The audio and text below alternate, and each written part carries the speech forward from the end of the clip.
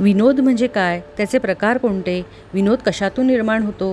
काही विनोदी लेखकांचे किस्से आणि त्यांनी केलेले विनोद आपणास या कार्यक्रमात ऐकायला मिळणार आहेत. चला तर मग बघूया हा कार्यक्रम. त्याचा 21वा वर्धापन दिन 29 तारखेला रविवारी सकाळी 11 वाजता गडकरी रंगायत इथे होणार आहे. तिथे आपण कृतज्ञता पुरस्कार 2 मोठ्या संस्थांना देणार आहोत. अध्यक्ष म्हणून प्रवीण दवणे आपले ज्येष्ठ साहित्यिक असणार आहेत आणि पितांबरीचे प्रमुख माननीय रवींद्र प्रभुदेसाई असणार आहेत. तो कार्यक्रम झाल्यानंतर आपण आत्रेकट्ट्याच्या 21 वर्षामध्ये अनेक कार्यक्रम केले. त्याचं एक पुस्तक आपण ऑलरेडी प्रकाशित केलेलं होतं, आमचा कट्टा आमची माणसं असं. तर आता त्याच्यानंतर 10 वर्ष झाली, तर आता पुढच्या 10 वर्षाच्या माध्यमातून पण आम्ही दुसरं पुस्तक शीला वागळे यांनी संकलित केलेलं, शीला वागळे आपल्या आहेत तिथे, प्रकाशित करणार आहोत. आमचा कट्टा आमची माणसं भाग 2. आणि तो कार्यक्रम झाल्यानंतर तुमच्या सगळ्यांचा आवडीचा प्रथमेश लगाटे आणि मुग्धा वैशंप पायन यांच्या गाण्याचा कार्यक्रम होणार आहे आणि विघ्नेश जोशी त्याचं सूत्रसंचलन करणार आहे. तो सर्व कार्यक्रम सगळ्यांना बघता यावा यासाठी आम्ही त्याचं तिकीट जरी ठेवलेलं असलं तरी तिकीट नाममात्र 50 रुपये आहे. स्वागत मूल्य असंच म्हणूया, तर ते स्वागत मूल्य 50 रुपयेच आहे. तर सगळ्यांनी टाळ्यांच्या गजरामध्ये त्यांचं स्वागत करायचं आहे. कुलकर्णी आपल्याकडे आलेले आहेत. ते मेटलर्जिकल इंजिनियर आहेत. म्हणजे बघा, इंजिनिअरिंगचा माणूस पण लेखक वक्ता बनू शकतो. आणि त्यांनी 1974 ते 84 अशी 10 वर्ष मुकुंद आयर्न अँड स्टीलमध्ये नोकरी केली. आणि त्यानंतर मग एकदम त्यांनी 84मध्ये सॉफ्टवेअर क्षेत्रात प्रवेश केला. आणि सॉफ्टवेअर क्षेत्रामध्ये त्यांनी पुढची 24 वर्ष विविध कंपन्यांमध्ये विविध वरिष्ठ पदांवर काम केलं. आणि कामाच्या निमित्ताने त्यांनी जगभर प्रवास केला. साहित्य, संगीत, विनोद आणि विज्ञान यांची त्यांना लहानपणापासूनच आवड आहे. आणि हा विषयावर त्यांनी अनेक ठिकाणी भाषणं पण लिहिली आहेत, लेख लिहिलेले आहेत. तल्लख विनोद बुद्धी जी त्यांच्याकडे आहे त्याचा वारसा त्यांना त्यांच्या वडिलांकडून मिळालेला आहे. आणि त्यांनी मराठीतील तसेच पाश्चात्य वाङ्मयातील विनोदी लेखकांची अनेक पुस्तकं वाचलेली आहेत. यांनी केलं विनोद विश्व समृद्ध हे त्यांचं पुस्तक मी वाचलं आहे. या पुस्तकात त्यांनी श्रीपाद कृष्ण कोल्हटकर, राम गणेश गडकरीपासून आत्ता मुकुंद टाकसाळे किंवा मंगला गोडबोले यांच्यापर्यंत विनोद लेखन करणाऱ्या 12 साहित्यिकांच्या लेखन शैलीचा रंजक परिचय करून दिला आहे. अर्थात त्याच्यामध्ये आचार्य अत्रे आणि पु ल देशपांडे हे आले ते सांगायला नको. त्याआधी दुर्दैवी प्रतिभावंत श्रीनिवास रामानुजन, शोधयोग, चार्ल्स डिकन्स ही त्यांची 3 पुस्तकं प्रकाशित झालेली आहेत आणि हातोहात खपली आहे.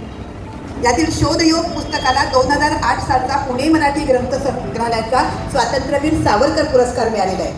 तसेच गेल्या काही वर्षात त्यांनी अनेक वृत्तपत्र, साप्ताहिक, दिवाळी अंक यात भरपूर लेखन केलेलं आहे. सगळ्यात महत्त्वाचं म्हणजे शेक्सपियर आणि त्याचा नाट्यसंस्था या विषयावर त्यांचं 700 पानांचं पुस्तक तयार आहे. आणि ते आता लवकरच मनोविकास प्रकाशनातर्फे याच वर्षी प्रकाशित होईल. त्यामुळे आता एवढी तुम्हाला आता उत्सुकता वाढली असेल तुम्हाला त्यांच्याकडून ऐकायची, तर मी आता माननीय प्रदीप कुलकर्णी सर यांना विनंती करते की त्यांनी आज विनोदाचं अंतरंग आज आमच्यासमोर उलगडावं. धन्यवाद. आजच्या भाषणाचा विषय आहे विनोदाचे अंतरंग.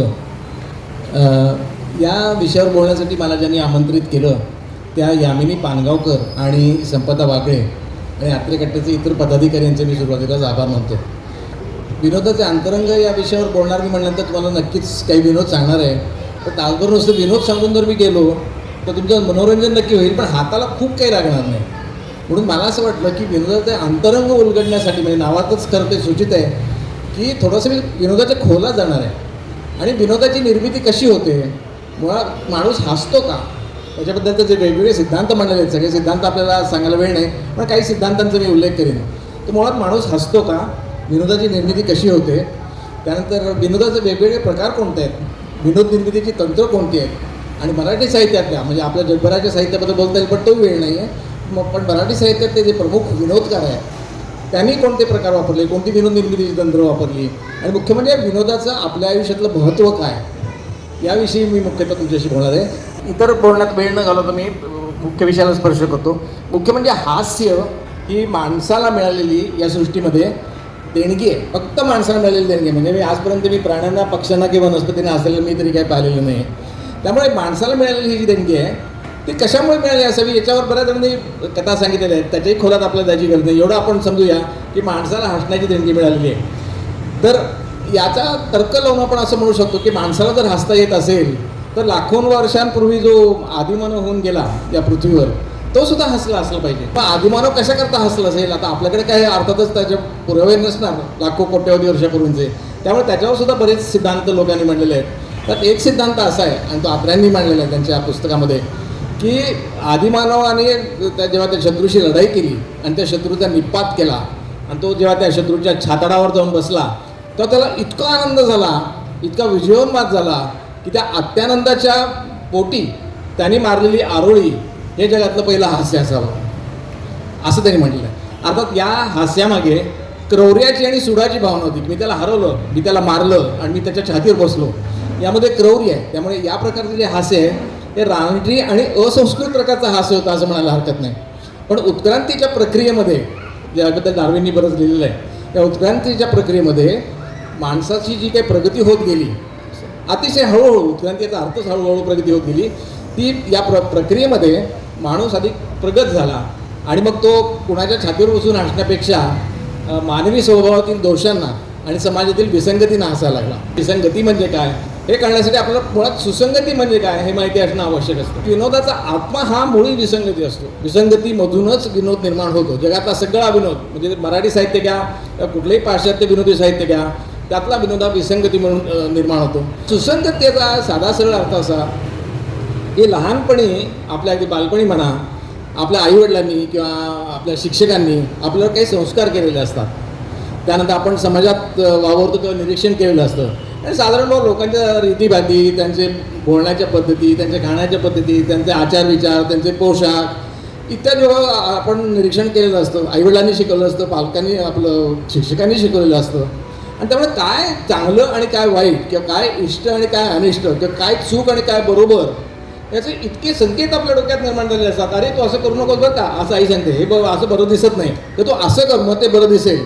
हे जे अशा तऱ्हेचे ज्याला आपण इंग्रजीमध्ये डूज अँड डोंट्स म्हणतो समाजात वागण्याच्या दृष्टीने, हे डूज अँड डोंट्स जे आहेत त्यांची प्रचंड संख्या आपल्या डोक्यात साठलेली असते आणि ती संपत नाही कधी. म्हणजे आयुष्यभर शेवटपर्यंत चालूच राहतं. म्हणजे तू म्हातारपणी सुद्धा कोणीतरी सांगू शकतं की बाबा तुम्ही केवढ्यांदा मोठ्यांदा बोलताय, माझे मित्र बाहेर बसलेत. म्हणजे ही परत सुसंगतीचाच प्रकार झाला की केव्हा कुठे कसं बोलावं, काय बोलू नये वगैरे, हे जे सगळे प्रकार आहेत हे आपल्याला लहानपणापासून आपल्या मेंदूमध्ये साठलेले असतात.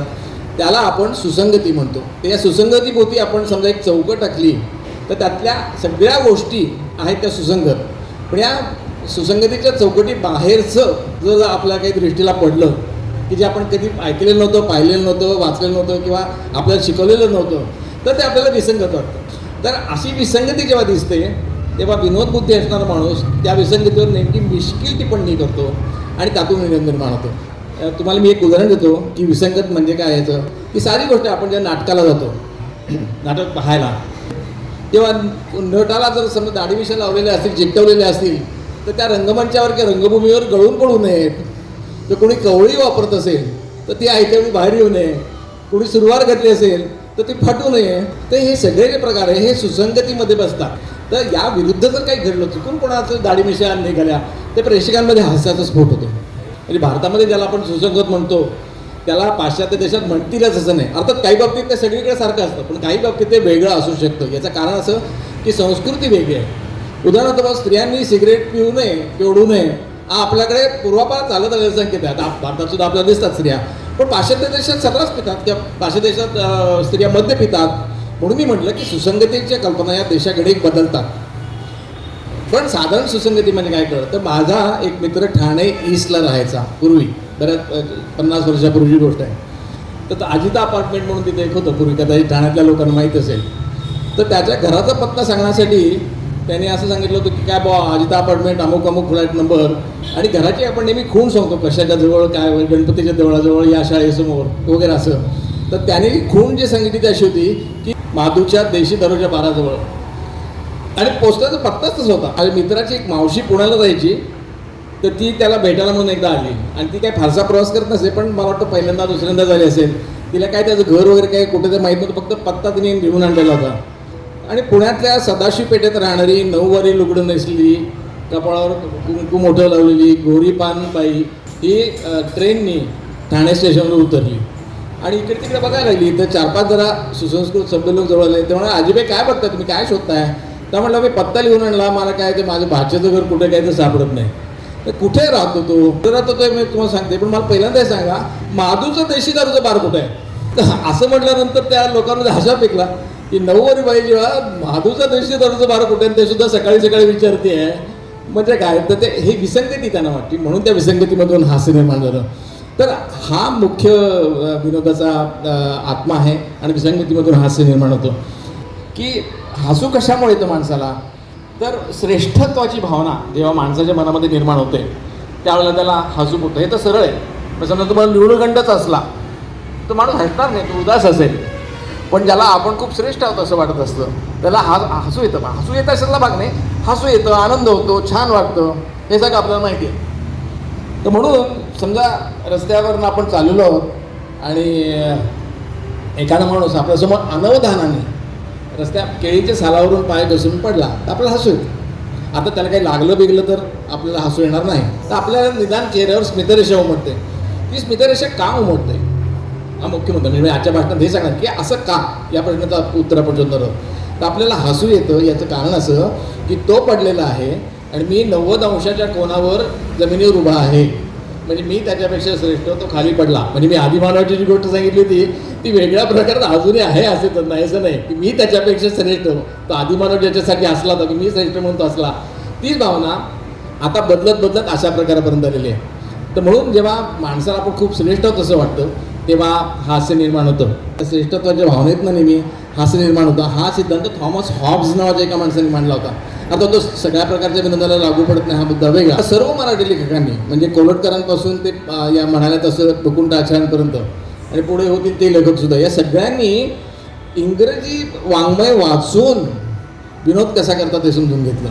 याचा अर्थ आपल्याला विनोद बुद्धी नव्हती अशातला भाग नाही, विनोद निश्चित होते आपल्याकडे, पण त्याची तंत्र आपल्याला माहिती नव्हती. विनोद निर्मितीची ती तंत्र आपण पाश्चात्य वाङ्मयातून शिकलो. म्हणजे जर तुम्ही गडकरी किंवा कोल्हटकर यांची जर चरित्र वाचली तर तुम्हाला लक्षात येईल की गडकरी जुन्या बाजारात जाऊन ऑस्कर वाईल्ड, मोलियर, व्हिक्टर युगो किंवा बर्नार्ड शॉ यांची पुस्तकं विकत घ्यायचे.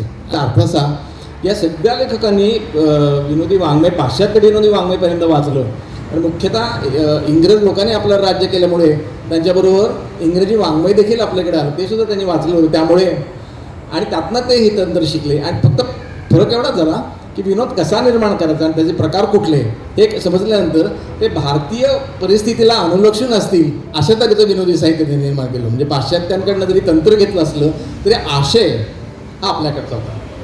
तर म्हणजे त्यांची कॉपी नाही केली, फक्त आपण त्याचं तंत्र उचललं, पण मंत्र आपला वापरला, आपला आशय उचलला आणि त्यातनं हे निर्माण झालं. तर उपहास, उपरोध, परिहास आणि कोटी हे विनोदाचे 4 प्रकार मुख्यतः मानले जातात. या 4 प्रकारातूनच विनोद निर्माण होतो. आणि विनोद निर्मितीची तंत्र कुठली ते असंख्य आहेत. त्यातली मी फक्त तुम्हाला 2-3 सांगतो. एक म्हणजे अतिशयोक्ती, ही आत्रे खूप करायची. अतिशयोक्तीतून विनोद निर्माण होतो किंवा विडंबनातून विनोद निर्माण होतो किंवा मग आता उपरोध याचा अर्थ वक्रोक्ती वापरतात. वक्रोक्ती याचा अर्थ असा की एखादी गोष्ट सरळ न सांगता आडमार्गाने सांगायची, म्हणजे थोडक्यात लेकी बोलणे सुने लागे. त्यानंतर तिसरा प्रकार हा जो आहे तो परिहास. परिहास याचा अर्थ की कोणावरही टीका न करता पण माणसामध्ये ज्या विसंगती आहेत त्यावर टीका करता करता अत्यंत निखळ, निर्मळ आणि निर्विष विनोद जो असतो त्याला परिहास असं म्हणतात. हे परिहास नाव फार जणांना माहिती नसतं, उपहास, उपरोध ऐकलेलं असतं. आणि कोटी हा 4था प्रकार. तर कोटी याचा अर्थ असं त्या शब्दांशी किंवा कल्पनेशी खेळून जे आपण विनोद निर्माण करतो त्याला कोटी म्हणतात. ती आपल्या मराठी साहित्यिकांनी कशी वापरली हे मी तुम्हाला सांगू शकतो. मराठी विनोदी साहित्याच्या क्षेत्रात जर आपण पाहिलं तर आपल्याला असं लक्षात येईल की श्रीपाद कृष्ण कोल्हटकर ज्यांचा जन्म 1871 साली झाला आणि 1934 साली गेले, तर त्या श्रीपाद कृष्ण कोल्हटकरांना आद्य विनोदाचार्य मराठीतले म्हटलं जातं. ते मराठीतले पहिले विनोदी लेखक. याचा अर्थ कोल्हटकरांपूर्वी विनोदी लेखन झालंच नव्हतं असं नाही. हरिभाऊ आपट्यांनी सुद्धा काही कथा लिहिलेल्या आहेत ज्या विनोदी म्हणतात ते, पण निखळ विनोदी नाही, पण त्यात विनोद निश्चित आढळतो. काही स्फुट गोष्टी आहेत, काही चुटके आहेत. अशा तऱ्हेचं थोडक्यात स्फुट विनोद कोल्हटकरांपूर्वी अस्तित्वात होता. पण कोल्हटकरांनी पहिल्यांदा निबंध हा प्रकार वापरला. त्यांचं सुदाम्याचे पोहे हे जे पुस्तक आहे ते सगळे निबंध या प्रकारात आहेत. तर ते 32 निबंध आहेत आणि त्या 32 निबंधांचं मिळून सुदाम्याचे पोहे हे सुप्रसिद्ध पुस्तक तुम्हाला ऐकून माहिती असेल. त्यात म्हातारपणाचे फायदे हा एक लेख आहे, त्याच्याबद्दल मी तुम्हाला वेळ मिळाला तर सांगेन. तर हे कोलटकर, तर यांनी उपरोध हा प्रकार बराच वापरला आणि अतिशयोक्ती. तर कोलटकर तुम्हाला कदाचित ऐकून माहिती असेल की हे विनोदी लेखक म्हणूनच आपल्याला प्रसिद्ध आहेत, पण ते मूळचे वकील. आणि नरसिंह चिंतामण केळकर उर्फ तात्यासाहेब केळकर हे त्यांचे क्लासमेट होते कॉलेजमध्ये. आणि हे वकील वगैरे झाले, एकत्र वकील झाले. खरं म्हणजे एकत्र म्हणजे केळकर आधी झाले आणि त्यानंतर काही वर्षांनी कोलटकर वकील झाले आणि त्यांनी वकिली वगैरे सुरू केली. पण त्यांच्या मनात ते सारखं आपण विनोदी लेखन केलं पाहिजे, हा किडा ज्याला आपण आजच्या भाषेत तो होता. तेव्हा तात्यासाहेब केळकरांनी त्यांना सांगितलं, नाही तू विनोदी लेखनच कर, तू वकील करायचे असेल तर कर, पण विनोदी लेखन सोडू नकोस. म्हणून त्यांनी ते 1902 साली पहिला निबंध दिला, त्याचं नाव साक्षीदार. आता हाच निबंध पहिल्यांदा का आलेला, कारण ते वकिली करत असल्यामुळे कोर्टामध्ये साक्षीदारांची उलट तपासणी घ्यायची. तर ते साक्षीदार इतके असंबद्ध बोलायचे, ज्याचा उल्लेख किंवा ज्याची माहिती पुलंनी सुद्धा त्या महिष या कथेमध्ये वापरलेली आहे. मला बऱ्याचदा असं वाटतं की कोलटकरांना वाचून त्यांनी कदाचित त्यांच्याकडनं ती प्रेरणा घेतली असेल. पुलंनी त्यांच्या पद्धतीने ती सजवली आहे, यात काही शंका नाही.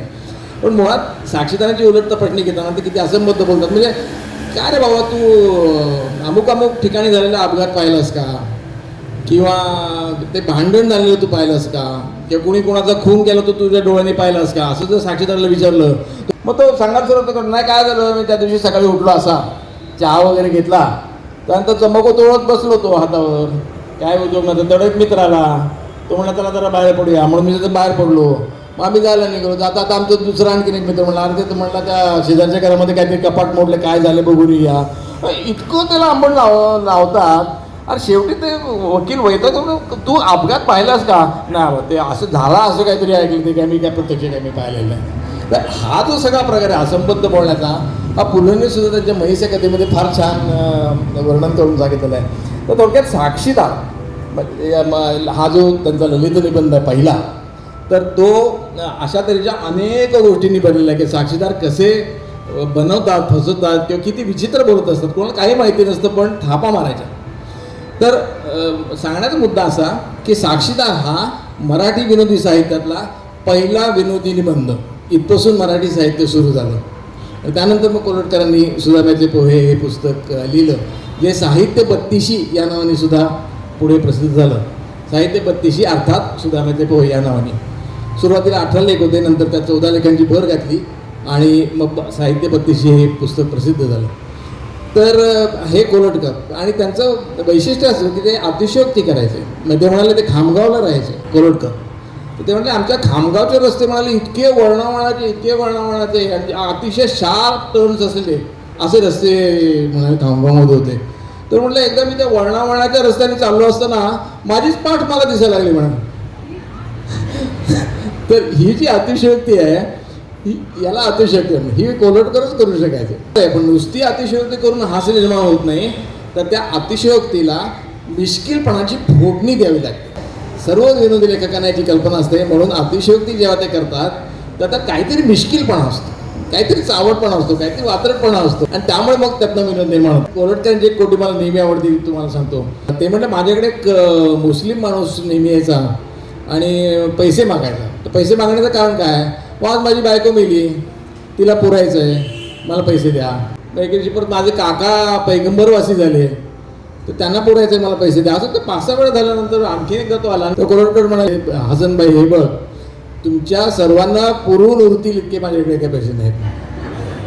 अतिशयोक्तीचा सहज विषय निघाला म्हणून मी तुम्हाला सांगतो. त्याचा इथे कुठल्याच लेखकाशी संबंध नाही, पण अतिशयोक्तीतनं विनोद कसा निर्माण होतो हे सहज मला आठवलं की न्यूयॉर्कला एक ब्रॉडवे नावाचा रस्ता आहे. आता गोष्ट वेगळी, पण त्यावेळेला सुद्धा हा त्या रस्त्यावर इतकी प्रचंड रहदारी असायची की रस्त्याच्या एका बाजूच्या फुटपाथवर उभ्या असलेल्या माणसाला पलीकडे क्रॉस करणं अशक्य. म्हणजे तासन तास मोटारांचा ट्रॅफिक चालू असतो आणि सिग्नल असतात अमेरिकेत बऱ्याच लांब लांब अंतरापर्यंत. त्यामुळे सतत गाड्या चालू असतात आणि त्या काळात तसे फ्लायओव्हर वगैरे नव्हते, खूप जुन्या काळातली गोष्ट आहे. तर या फुटपाथवर उभा असलेल्या माणसाला कळत नाही की तुम्ही जाऊ कसं पलीकडे. तर शेवटी त्या बराच वेळ 1-2 तास थांबल्यानंतर त्याला पलीकडच्या फुटपाथवर एक माणूस दिसतो. तर त्याला हायसं वाटतं, चला आता आपल्याला काहीतरी मार्ग मिळेल. की how do I cross the road असं मोठ्यांनी ओरडून विचारतो. तर तो सांगतो, I don't know, I was born on this side of the road. म्हणजे मी इकडे तुम्हाला रस्ता कधी क्रॉसच केला त्यामुळे मी तुला काय सांगणार हा अतिशयोक्ती. सत्यकथनातून खूप विनोद निर्माण होतो. ते पुण्याला डॉक्टर राहतेकर नावाचे एक डॉक्टर होते. त्यांच्याकडे एक पेशंट गेला तर माझ्या डाव्या कानाला नीट अजिबातच ऐकू येत नाही खरं म्हणजे. तर डॉक्टरने कान वगैरे तपासला. आता म्हटलं वय काय तुमचं? तर म्हणाला 80. तर म्हणाले आता तुमच्या वयानुसार हाडांची इतकी झीज झालेली आहे की त्याला तर काय ऑपरेशन जास्त करून काय ते सुधारता येणार नाही. तो ना असं कसं बोलतं डॉक्टर? माझ्या या कानाला चांगलं येतं, त्यालाही सामान्याने ऐकू येणार नाही. तर ह्या जो प्रकार आहे म्हणजे सत्यकथन, तर त्यामुळे हा विनोद निर्माण होतो. उपास म्हणजे मी तुम्हाला सांगितले दोष दिग्दर्शन, प्रसन्न मनाने उपासात्मक विनोद करता येतो. आणि पु ल देशपांडे यांनी तशा तऱ्हेचा विनोद खूप केला. आणि पुलंनी परिहासात्मक विनोदसुद्धा केला. परिहासात्मक विनोदामध्ये मी मगाशी म्हटलं तसं निखळ निर्मळ असं विनोद. आणि त्या विनोदामध्ये स्वतःवर सुद्धा टीका करणं हा सुद्धा एक प्रकार असतो. पुलंनी स्वतःवर खूप टीका केली आहे. दुसऱ्यावर टीका करण्यापेक्षा स्वतःवर टीका करणं, स्वतःचे दोष स्वतः सांगणं हा सुद्धा प्रकार आहे. पण उपास म्हणजे बऱ्याचदा दुसऱ्यांवर टीका केलेली असते. एक महत्त्वाचा मुद्दा मी आता सांगतो, विसरलो होतो, की व्यक्तीवर केलेल्या विनोदापेक्षा प्रवृत्तीवर केलेला विनोद हा अधिक श्रेष्ठ मानला जातो. म्हणजे मला श्रेष्ठ विनोदाची लक्षणं मी जशी मला आठवतील आणि जशी जमतील तशी सांगतो. पण हे खूप महत्त्वाचं आहे की व्यक्तीवर वैयक्तिक पातळीवर जाऊन विनोद करण्यापेक्षा त्याच्या प्रवृत्तीवर, त्याच्या वागण्यावर केलेला विनोद हा अधिक श्रेष्ठ विनोद समजला जातो. आणि आत्र्यांच्या बाबतीत काही वेळा ते तिथे घसरले याचंही मी तुम्हाला उदाहरण देणार आहे. तर पु ल देशपांडे एकदा एक पौराणिक नाटक पाहायला गेले होते. श्रीकृष्णाची भूमिका करणाऱ्या नटाने जेव्हा रंगभूमीवर प्रवेश केला तर त्याचा तो आजागळा अवतार आणि सुटलेलं पोट आणि थोडेसे बाहेर आलेले दात असं सगळं बघून पुलांना धक्काच बसला. कारण श्रीकृष्ण म्हणल्यानंतर परत सुसंगती विसंगतीचाच प्रश्न आला.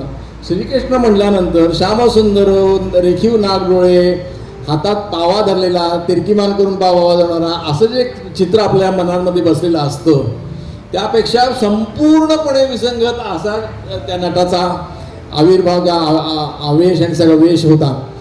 तर त्याला पाहताच पोलं पटकन म्हणाले की श्रीकृष्णाला अवतार का म्हणतात ते आज मला समजलं. तर अवतार शब्दावर त्यांनी ती कोटी केली. तर हा उपहास.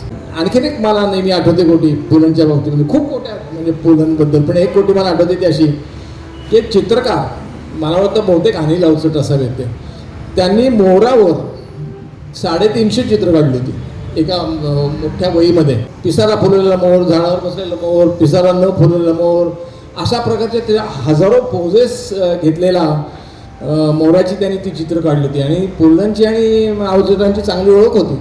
त्या अवचट एकदा गेले आणि त्यावेळेला भाई अवचट म्हणाले मी चित्र काढली तर बघता का? तर पुलंनी बघायला सुरुवात केली. 350 चित्र एका मागून एक पानं उलटत आहेत. 350 पानं त्या बघितले तर त्यांनी. एवढा चांगला जवळचा मित्र आला चित्र दाखवतो म्हटल्यानंतर शेवटी 350 चित्र बघून झाल्यानंतर त्यांनी वही बंद केली. ते म्हणले आता नो मोर.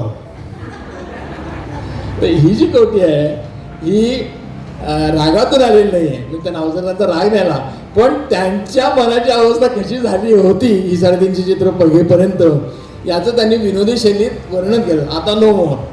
पुलंवर एक आरोप केला जातो तो मला मान्य नाही आहे. पुलंवर असा आरोप केला जातो की पुलंनी स्त्रियांवर विनोद केले. तर ते खरं नाही आहे. म्हणजे कुठल्याही वैयक्तिक स्त्रीवर त्यांनी कधीही विनोद केला नाही.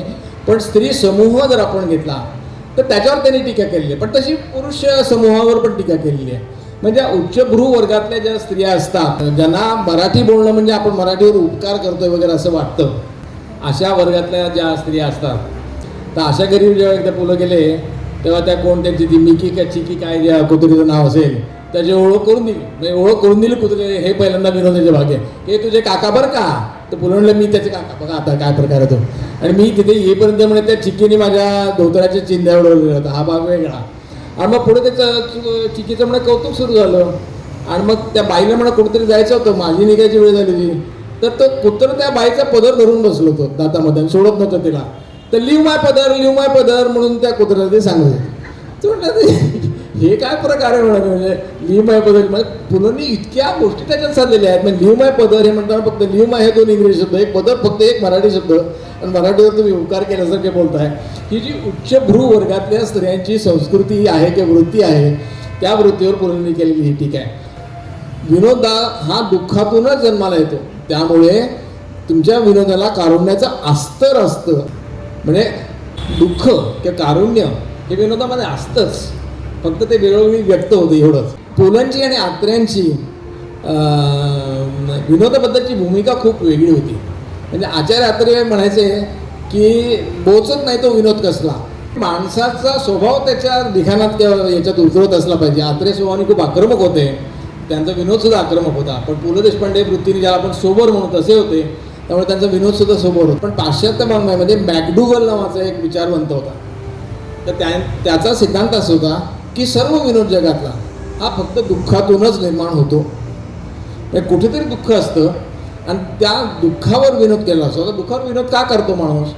तर जर तुम्ही दुःखाकडे खूप गंभीरपणे पाहायला लागलात तर तुमच्या समस्या खूप वाढतील, ती आहे ती दुःख अधिक गंभीर होतील आणि तुम्ही तुमचं मानसिक स्वास्थ्य गमावून बसाल, तुम्हाला वेळ लागेल. तर असं होऊ नये म्हणून कदाचित निसर्गाने माणसाला विनोदबुद्धी दिली असावी असं आपण म्हणू शकतो. म्हणून त्या आत्र्यांचं म्हणणं असं की दुःखाच्या नांग्या तोडण्यासाठी, त्या यातना कमी करण्यासाठी आणि दुःखाची धार बोथट करण्यासाठी विनोद काम करत असतो. आणि कुठल्याही गोष्टीकडे तुम्ही कुठल्या पद्धतीने बघता, म्हणजे खेळकर दृष्टीने जर बघितलं, खिलाडू वृत्तीने जर बघितलं, तुमचं आयुष्य अधिक सुकर होतं. अज्ञान हा माणसाचा फार मोठा शत्रू. त्यामुळे जगातला निम्मा विनोद तुम्ही जर बघितला तर माणसाच्या मूर्खपणावर आधारलेला आहे. त्यानंतर अज्ञान, त्यानंतर अपमान, निराशा, अपयश, असाही आजार, त्यानंतर तुम्ही म्हातारपण आणि मरण ही माणसाच्या आयुष्यातली मुख्य दुःख आहेत. या सगळ्या दुःखांकडे जर आपण हसत खेळत बघितलं, त्याच्यावर मिश्किल टीकाटिप्पणी करत राहिलो तरी माणसाची दुःख कमी होतात. कोल्हटकरांची गोष्ट तुम्हाला सांगतो, म्हातारपणचे फायदे. त्यांनी म्हातारपणाविषयी असं म्हटलं आहे, म्हणजे आपण काय करतो, सकाळी उठलं तर बापरे माझी कंबर दुखायला लागली, आज माझं डोकं दुखतं आहे, काल मला झोपच लागली नाही. ते सगळं खरं आहे, त्यात काही शंका नाही. पण असं म्हणून तुम्ही फक्त तुमचं दुःख वाढतं, बाकी काही करत नाही. तर कोल्हटकरांनी काय केलं, त्यांनी हा जेव्हा निबंध लिहिला तेव्हा असं लिहिलं की म्हाताऱ्या माणसाला ठेंगण्यादारातून चालताना टेंगळं येत नाही, ते पण तो वाकळत असतो. त्यानंतर मुख्यमंत्री त्याच्यात दात नसल्यामुळे दंतमंजनाचा त्याला खर्च येत नाही, किंवा दात विचकून हसतोस काय असं त्याला कोणी म्हणत नाही, किंवा दमबाजी केली, मी काही बोललो वृद्ध माणूस बोलला तर तुझी बत्तीशी पाडेन असं कोणी म्हणू शकत नाही. तर अशा तऱ्हेचे त्यांनी म्हातारपणचा अनेक फायदे सांगितलेले आहेत. आणि ते म्हणाले की म्हातारपणचा आणखीन एक महत्त्वाचा फायदा, तरुण पोरी तुमच्याशी खूप मोकळेपणाने वागतात. कोटी आणि विनोद यात फरक असतो. की इंग्रजीमध्ये सुद्धा त्याला दोन वेगळे शब्द आहेत.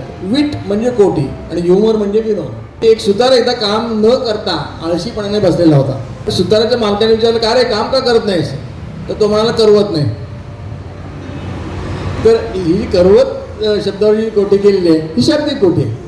तर पु ल उत्तम पेटी वाजवायचे, पण गोविंदराव पडवळकर म्हणजे आणखीनच फारच मोठे नाव झालेले हार्मोनियम वादक. तर त्यांच्या समारंभात बोलताना श्रोत्यांनी आग्रह केला पुलंना की तुम्ही पण पेटी वाजवा म्हणून. तर ते आता काय पंचायत झाली, गोविंदरावांसमोर पेटी कशी वाजवायची म्हणल्यानंतर. तर पुलं म्हणाले वाजवता होतं तुम्ही एवढा आग्रह करता म्हणल्यानंतर, पण गोविंदरावांचं म्हणजे मला भीतीने पोटात गोळा कसं होतं माहिती आहे, पण गोविंदरावांसमोर पेटी वाजवायची म्हटल्यानंतर आज माझ्या पोटात गोळा आलेला आहे म्हणाले. तर ही परत शाब्दी केलेली कोटी. आणखीन एक विनोदाचा प्रकार असतो म्हणजे तर्काला हुलकावणी देणं. म्हणजे बऱ्याच वेळेला आपण एखादी गोष्ट अपेक्षा करतो की तर्काने असं असं असावं, की असं असं होईल, पण प्रत्यक्षात अपेक्षा खूप वेगळं काहीतरी घडलं की आपल्याला हसू येतं. त्याला तर्काला हुलकावणी देणं असं म्हणतात. म्हणजे डॉक्टर वसंतराव देशपांडेंचं एकदा गाणं होतं एका हॉलमध्ये, जुना हॉल होता. तर त्याला वरनं पत्रे होते, म्हणजे सिमेंटचं छत नव्हतं, पत्रे लावलेले होते आणि दोन पत्र्यांच्या मधून थोडीशी गॅप होती. तिथं तो एक वरती बसून काहीतरी माणूस काम करत होता ते पत्रे जोडण्याचं. पण त्या गॅपमधनं त्याला वसंतराव दिसत होते आणि त्या सुताराला गाण्याची आवड होती. तो गाणं छान ऐकत होता. तर सुरुवातीला काय नाही, तो आवाज वगैरे तर काही करत नव्हता आणि छान गाणं रंगात आलो होतो, पण त्यांनी छान ऐकलं. नंतर वसंतरावांचा जोरदार ताना सुरू झाला द्रुतमध्ये गेल्यानंतर विलंबनातनं, आणि त्यावेळेला नेमक्याने ठाकठोक चालू केली. तर ते त्यांच्या गाण्यामध्ये व्यत्यय आला. तर म्हणून वसंतरावांनी असं वरती त्याच्याकडे बघितलं तर सुतार त्यांना म्हणाला नाही नाही तुमच्या गाण्यात चालू द्या, मला काही त्रास होत नाही म्हणा. रात्री एकदा त्यांना भाषणासाठी एका कॉलेजमध्ये गेले होते आणि तिथे गेल्यानंतर त्या प्रिन्सिपलने त्यांना त्यांची लायब्ररी दाखवली आणि म्हणाले बघा आमची लायब्ररी किती मोठी आहे. आता ते लायब्ररी हिंडून वगैरे बघितली आणि ते म्हणाले अहो माझी सगळी पुस्तकं तुमच्याकडे, फक्त एकच महत्त्वाचं पुस्तक नाही आहे. तर ते प्रिन्सिपल म्हणाले कुठलं, तर आत्रे म्हणले झेंडूची फुले. तर ते म्हणलं असं होणार नाही, मी माझ्या ग्रंथपालांना सांगतो ते शोधून आण. आपल्या लायब्ररीत नाही कसं घेतल्याचं मला आठवतंय. तर तो पळत पळत गेला, सगळं शोधलं आणि 10 मिनिटांनी धापा टाकत आला. आहे की म्हणाला पुस्तक नाही कसं म्हणताय म्हणाल तुम्ही. आणि त्याने आत्र्यांनाच उलटं विचारलं, कुठं बघितलं म्हणाले तुम्ही पुस्तक. अरे म्हणाले काव्य विभागात. अहो म्हणे तिथे कसं सापडेल, झेंडूची फुले म्हटल्यानंतर ते वनस्पतीशास्त्र विभागात नसणार का. तर हा अज्ञान, झेंडूची फुले विडंबन काव्याचा संग्रह आहे हे सुद्धा माहिती नसावं. हा अज्ञानावर त्यांनी केलेला विनोद आहे, प्रवृत्तीवर केलेला विनोद. तर आत्र्यांना पहाटे म्हणजे 5-5:30ला उठायचे. आत्रे 5लाच उठायचे, 5च्या ठोक्याला. किती वाजता झोपले तरी, रात्री 12 असो 2 असो, 5ला आत्रे उठायचे आणि सकाळी सगळं आवरून झाल्यानंतर फिरायला जायचे, चालायला जायचे. तर त्या काळात आत्रे पुण्याला जायचे. म्हणजे 1940 पूर्वी आत्रे 1910 ते 1940 पुण्यात होते. 1940 साली आत्रे मुंबईला आले. तर त्या पुण्यातली त्या काळची गोष्ट आहे की ज्यावेळेला डांबरी रस्ते सुद्धा नव्हते आणि पाऊस पडला की रस्त्यामध्ये चिखल व्हायचा. पण चिखल असला, पाऊस पडत असला तरी आत्रे छत्री घेऊन का होईना पण ते चालत जायचे. तर असेच एका पावसाळ्याच्या दिवशी आत्रे चाललेले होते आणि चालताना त्यांच्या पॅन्टवर मागच्या बाजूने सगळे चिखलाचे शिंतोडे उडलेले होते. तर आत्र्यांचे मित्र पुण्यात पुष्कळ, एवढा प्रसिद्ध माणूस म्हणल्यानंतर. तसा दर 2 मिनिटांना त्यांना कोणी मित्र भेटायचा आणि बोलायचं. ते मित्र म्हणला, अहो आत्रे साहेब तुमच्या पॅन्टवर मागच्या बाजूने चिखलाचे शिंतोडे उडले. तर आत्रे म्हणाले त्यांच्या ठराविक आवाजात, पुण्याचा चिखल हा पुणेकरांसारखाच आहे, लेखाचा मागून निंदा करतो. चि.व्ही. जोशींचा विनोद हा सर्वश्रेष्ठ समजला जातो आणि मराठी साहित्यातले चि.व्ही. जोशी हे सर्वश्रेष्ठ विनोदी लेखक मानले जातात. म्हणजे त्यांच्याकडे पुलंसारखं किंवा आत्र्यांसारखं वक्तृत्व नसेल किंवा इतर अनेक क्षेत्रात त्यांनी कामगिरी केली नसेल, पण फक्त विनोदी साहित्याचा जर विचार केला तर चि.व्ही. जोशी हे श्रेष्ठ विनोदकार होते. याचं कारण असं की त्यांचा विनोद हा परिहासात्मक होता आणि अतिशय कोमल विनोद होता. आत्र्यांचा विनोद त्याचा ढोबळ होता. मॅडम मी तुम्हाला सांगितलं तसं नाही. आता आत्र्यांचं म्हणण्यावर परत खूप विनोद आठवतात. तिथं वैयक्तिक पातळीवर जाऊन टीका कशी करायची की कन्नमवार आपले जे मुख्यमंत्री होते तेव्हा ते एकदा भाषणात म्हणाले की महाराष्ट्रामध्ये कॉपरच्या काही खाणी नाही आहेत. आणि मग समोर सामान्य माणसं बसलेली. ते म्हणलं तर सामान्य माणसाला समजणार नाही म्हणून मी सांगतो की कॉपर म्हणजे पितळ. ते हे आत्र्यांनी ऐकलं. दुसऱ्या दिवशी मराठामध्ये हेडलाईन, कन्नमवारांचे पितळ उघडे पडले. तर हा व्यक्तीवर केलेला विनोद आहे. पण कोणीने असा खूप विनोद केला, आपला आत्र्यांनी खूप असा विनोद केला. संयुक्त महाराष्ट्राच्या काळाचा फक्त 1-2 मिनिटात उल्लेख करतो तो असा की संयुक्त महाराष्ट्राच्या काळात ज्या ज्या लोकांनी, मग ते कितीही मोठे असो, ज्यांनी संयुक्त महाराष्ट्राला विरोध केला, त्याचं पद, त्याची विद्वत्ता, त्याचा अभ्यास काहीही न बघता आत्र्यांनी त्याच्यावर टीकेची झोड उठवली. जसं आता मी तुम्हाला कन्नमवारांचं उदाहरण सांगितलं, तसंच गिरींचं पण सांगितलं पाहिजे की गिरींना 14 मुलं होती असं म्हणतात, मला माहिती नाही. आणि त्याच वेळेला ते कुटुंब नियोजनाचा प्रसार करायचे. ही विसंगती परत आत्र्यांना जाणवली आणि म्हणून त्यांनी दुसऱ्या दिवशी मथा दिला मराठ्यामध्ये की गिरीमध्ये उभे आहेत, त्यांच्याभोवती 14 मुलं फेर धरून नाचत आहेत आणि गिरीची कामगिरी आणि काम शब्दाने इनोव्हेटेड कामा असा मथळा त्याने दिला. तर आत्रे म्हणजे 6 फूट 1.5 उंच. मी आत्र्यांची भाषणं ऐकली 4-5 भाषणं पुण्यामध्ये शनिवारवाड्यापुढे. त्यानंतर 225 पाऊंड वजन आणि उभे राहिले की धिप्पाड एखाद्या पहाडासारखे असे होते. आवाजही ठणठणीत, म्हणजे एवढा मोठा आवाजच मी आयुष्यात ऐकलेला नव्हता. म्हणजे असा आवाज असू शकतो हेच मी आम्हाला माहिती नव्हतं. तरी पुण्यातला अतिशय किरकोळ देहयष्टीचा माणूस आत्र्यांकडे आला. आगाऊपणा बघायला त्या माणसाचा. तर आत्रे साहेब, तुम्हाला खांद्यावर घेऊन जर मी पर्वती चढून दाखवली तर तुम्ही मला काय द्याल. आता एक क्षणार्धात म्हणाले, खांदा. आत्र्यांना सुद्धा चिवींबद्दल खूप आदर होता. ते म्हणाले की त्यांनी त्यांना आत्र्यांनी अनेकांना अनेक पदव्या दिल्या. जसं तुम्हाला माहिती असेल, सावरकरांना स्वातंत्र्यवीर हे आत्र्यांनी पहिल्यांदा म्हणलं, तेव्हापासून ते स्वातंत्र्यवीर सावरकर झाले. तसं त्यांनी कोमल विनोदाचे फुलमाळी अशी चिवींना उपाधी दिली होती. तेव्हापासून चि.व्ही. जोशींना कोमल विनोदाचे फुलमाळी म्हणून ओळखलं जातं. तर असे वेगवेगळे विनोदी लेखक आपल्या याच्यात निर्माण झाले. तर सर्वांना आनंद देणारा, समाजातल्या विसंगती दाखवणारा, मानवी स्वभावावर टीका करणारा आणि समाजाला अधिक पुढे घेऊन जाणारा म्हणून विनोदाचं महत्त्व आपल्या आयुष्यात खूप आहे. आणि दुसरी गोष्ट, हल्लीचे मॅनेजमेंट गुरुसुद्धा स्ट्रेस मॅनेजमेंटच्या लेक्चरमध्ये सांगतात की तुम्हाला जर तुमचा ताणतणाव कमी करायचा असेल तर सेन्स ऑफ ह्युमर असणं खूप महत्त्वाचं आहे. हे आता सांगायला लागेल.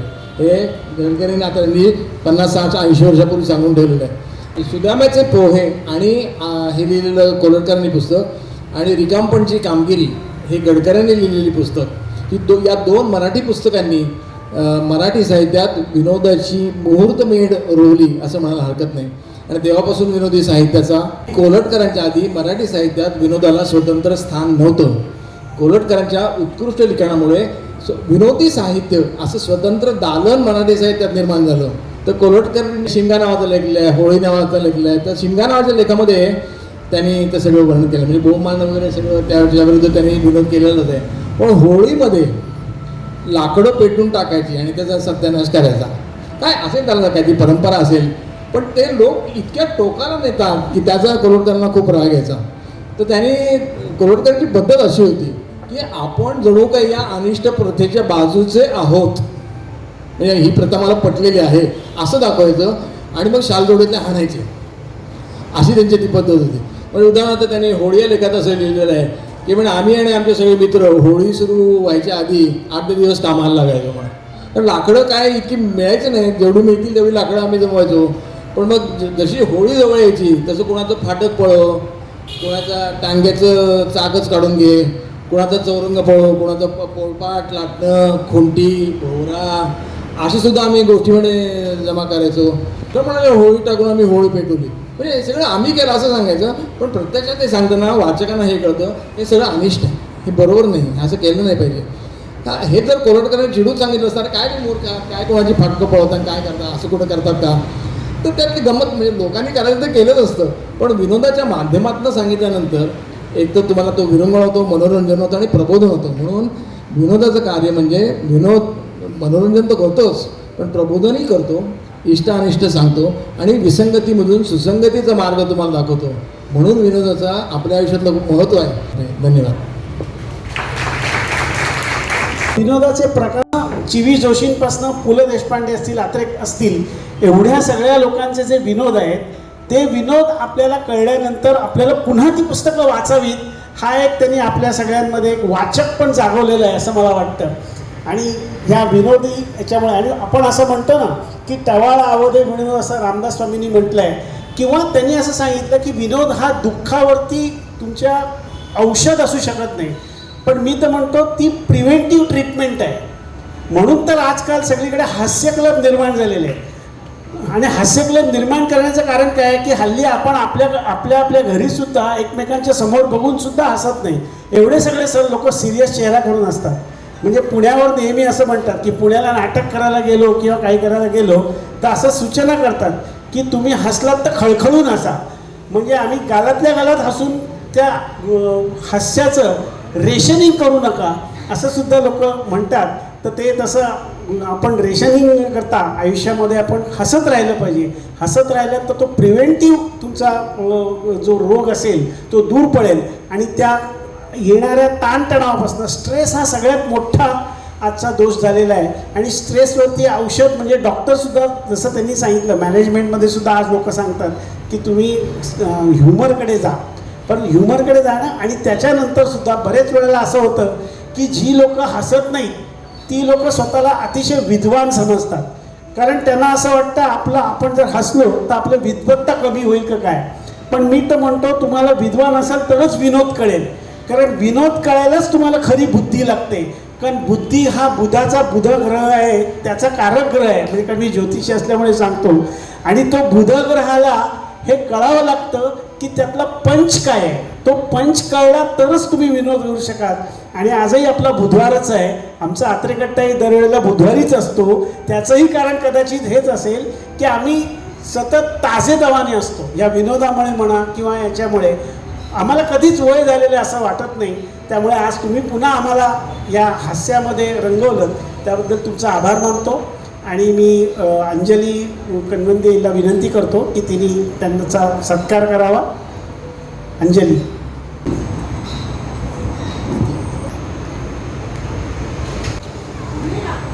सगळ्यांनी टाळ्यांच्या गजरात त्यांना